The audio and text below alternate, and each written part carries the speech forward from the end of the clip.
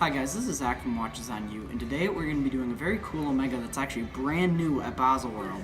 So this is the Omega Speedmaster Co-Axial Chronograph Racing. So it has some different dial colors on there, and now we're going to take it down to the pad and I can show you all the cool features of this watch.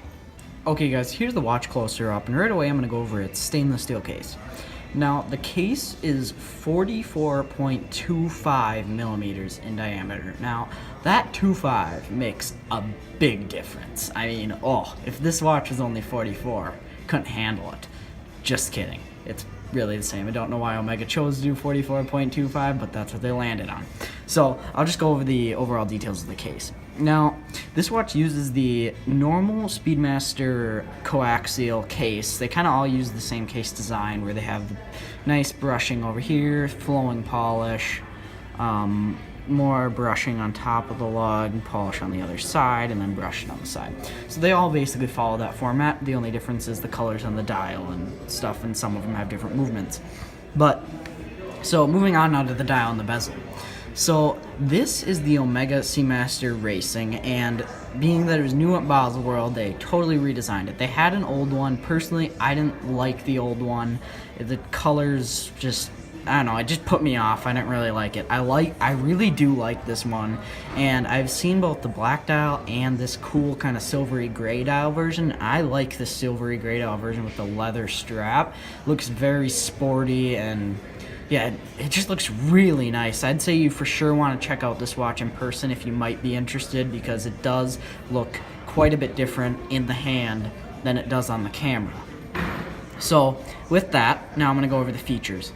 So on the dial, you have your silver dial with very legible orange hands and some nice orange accents going around the chapter ring.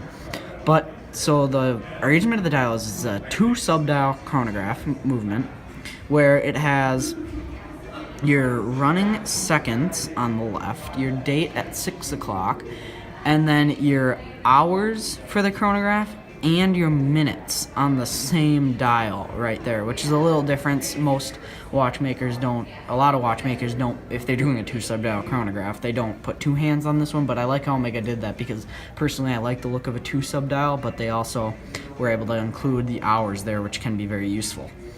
Now, it also is surrounded by a Tachymeter Bezel, which is, I like how the tachymeter is put in orange too. I like the good combination of the black, silver, and orange, and then the stainless steel case also accents the silver on the dial very well. I really like the color combo on this watch. It really pops. Very, very sporty, but it's not overdone as well like I thought the old racing one was. So the chronograph, you operate it by doing start at the top. Let it go there for a second. Very smooth action. This is a calm wheel in-house movement. You can see the calm wheel right there a little bit. And it's the Omega 9900 movement if you're wondering about the specific movement number. But yeah, so then you stop it with the top and then you reset it with the bottom. And it flies right back. The action is very good. I like Omega's chronograph action. Just very smooth, nice. There is a nice click though. It's not too smooth. Doesn't feel like it's not working properly. You do get a nice satisfying click with those. So now moving on to the wrist shot. So now, first I'm gonna show you the clasp. So the clasp is done very well. I like the nice polished Omega logo in the middle, surrounded by brush and then polish on the sides. Looks very nice, extremely comfortable, and I like push button deployment clasps, just as it's a lot easier to take on, take off. You don't feel like you're gonna break anything like some other deployment clasps that don't have buttons, and it's also very secure.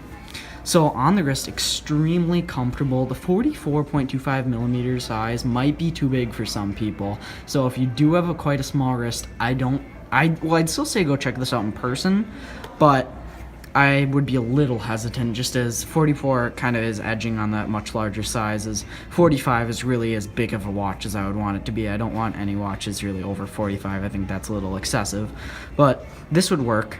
I'd say it fits my wrist well. My wrist is about 7.5 inches, so it's a larger wrist for sure. So if you do have a small one, again, still check it out in person, but it's something to consider. Now the leather strap is extremely comfortable though, nice, smooth, very supple. Nice.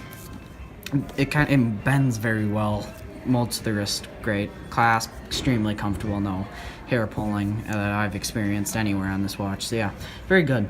So this watch is available here at JB Hudson Jewelers, an authorized retailer of Omega, and we'll leave a link in the description for this. I'll show you guys the price here quickly. So $84.50 is what this one is currently retailing, brand new, and this is brand new for Basel too. So thanks for watching this video. Remember to check out our other videos and subscribe to our channel. Thank you.